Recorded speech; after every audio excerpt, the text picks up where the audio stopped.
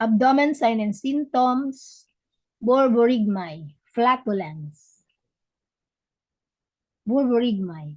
Borborygmi indicates gargling sound in the intestines.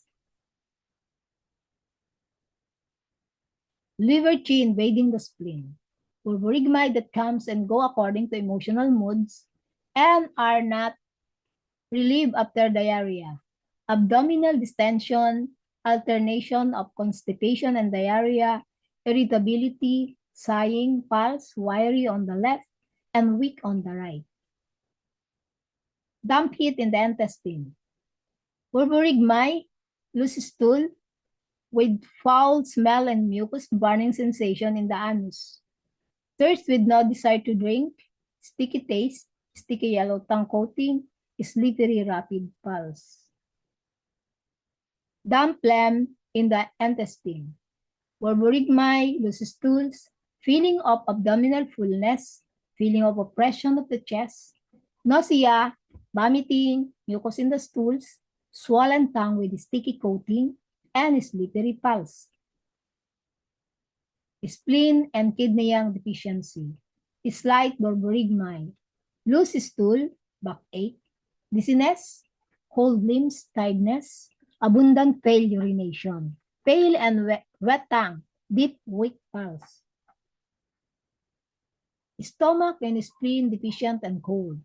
Slight borborygmi.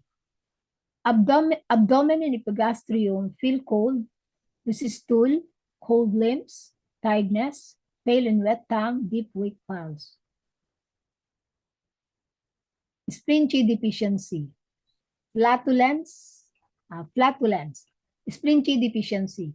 Flatulence, slight abdominal distension, loose stool, poor appetite, tiredness, pale complexion, pale tongue, empty pulse.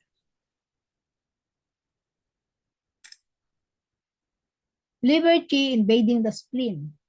Flatulence, hypochondrial, and abdominal distension, alteration of constipation, and diarrhea. Irritability, tiredness, poor appetite, pale tongue, pulse wiry on the left and weak on the right. Liver chi stagnation.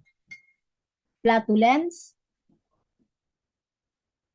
hypochondrial or epigastric distension, irritability, moodiness, and wiry pulse. Thank you for your attention.